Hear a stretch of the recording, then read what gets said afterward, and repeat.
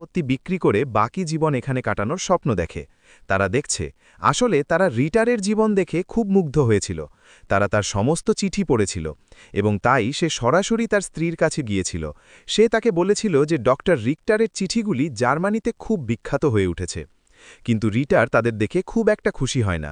সে এসে হাইঞ্জকে তার বাগানে নিয়ে যায় এবং তাকে ফিরে যেতে বলে, কারণ এখানে জীবন তার কল্পনার মতো নয়।